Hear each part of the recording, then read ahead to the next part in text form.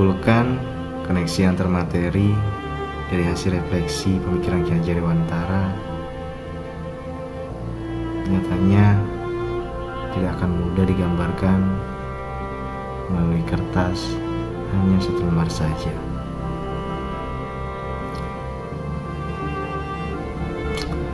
Banyak hal yang dipelajari ketika mengikuti pendidikan guru penggerak ini. Dari mulai bagaimana cara belajar secara mandiri maupun belajar secara kolaboratif, baik dengan rekan kerja di sekolah, dengan pembimbing, dengan fasilitator, bahkan dengan rekan-rekan calon guru penggerak lainnya.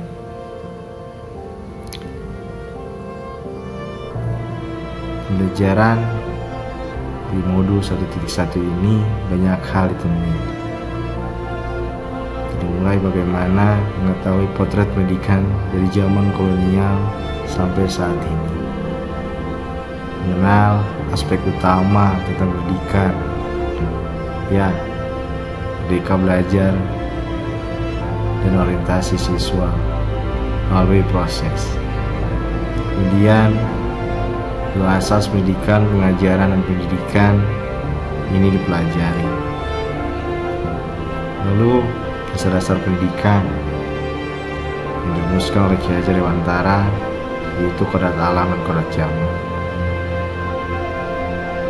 Yang terakhir, budi pekerti dan metode pembelajaran. Lalu juga secara kolaboratif kita diharuskan menyusun desain kerangka pembelajaran sesuai pemikiran KHD. Ini sangat-sangat menyenangkan bagi saya.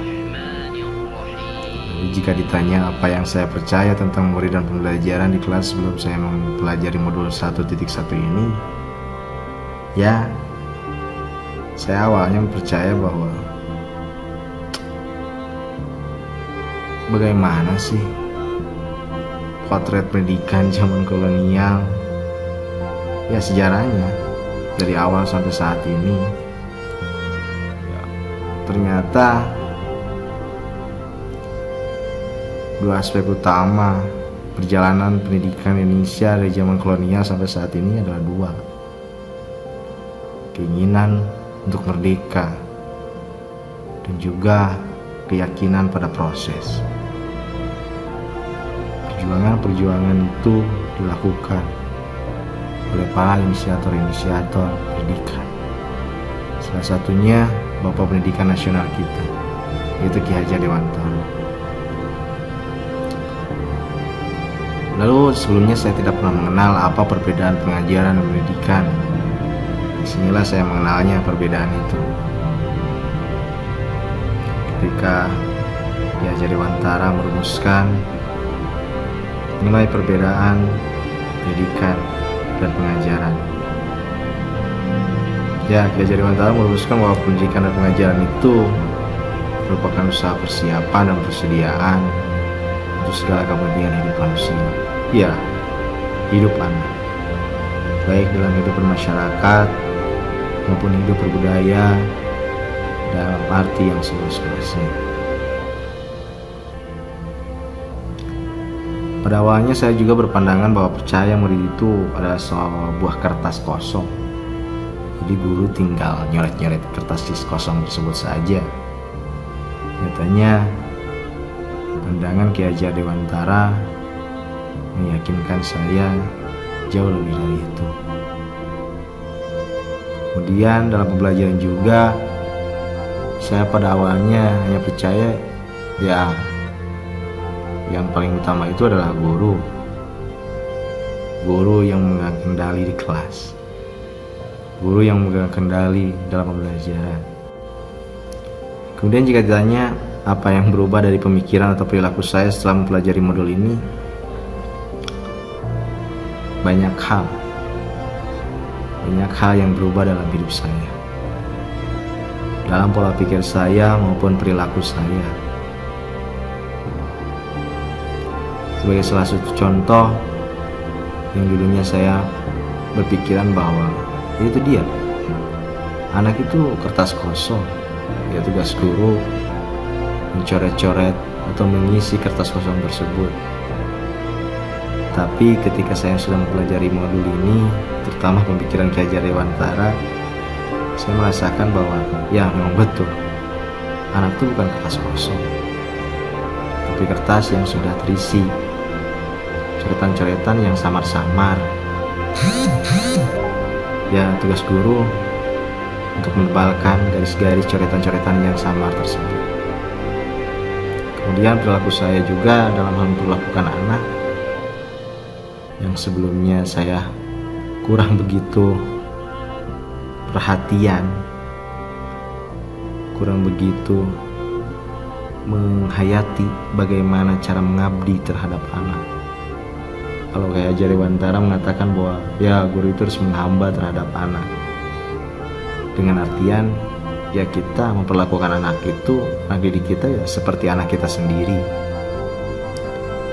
berpacu pada ya orientasi kita adalah siswa. Ya, terkadang juga perilaku saya ya udahlah dalam pembelajaran yang on proses itu ya guru, tapi ketika setelah mempelajari modul ini ya orientasi saya juga berubah sangat signifikan. Kemudian yang terakhir, apa yang bisa segera saya terapkan lebih baik agar kelas saya mencerminkan pemikiran Ki HD itu bagaimana? Hal yang bisa saya terapkan yaitu secara maksimal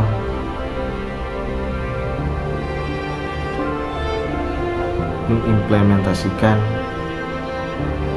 hasil-hasil pembelajaran melalui telaah pemikiran Ki Hajar Dewantara, yaitu dia dari mulai Merdeka Belajar, orientasi terhadap siswa, pendidikan yang menyenangkan, yang bahagia, berbasis permainan, yang peka terhadap kodrat anak sesuai tuntutan zaman saat ini. Bukan paksaan pendidikan itu. Pendidikan itu adalah tuntunan, bukan tuntutan. Ya, jadi anak boleh mengembangkan dirinya sesuai minat dan bakatnya. Kita hanya mengarahkan, kita hanya memperkuat, kita hanya memberikan motivasi anak supaya mereka tetap semangat. Memberikan dorongan lewat ungkapan atau juga tindakan patut kita coba. Semaksimal mungkin harus diterapkan. Ya, melakukan pembiasaan dari segi adab, ya pendidikan budi pekerti, itu yang dicerminkan oleh Ki Hajar Dewantara. Harus kita segera lakukan secara maksimal. Maju terus pendidikan Indonesia, maju terus guru, maju terus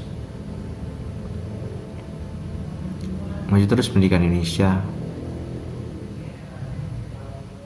Merdeka, merdeka, merdeka.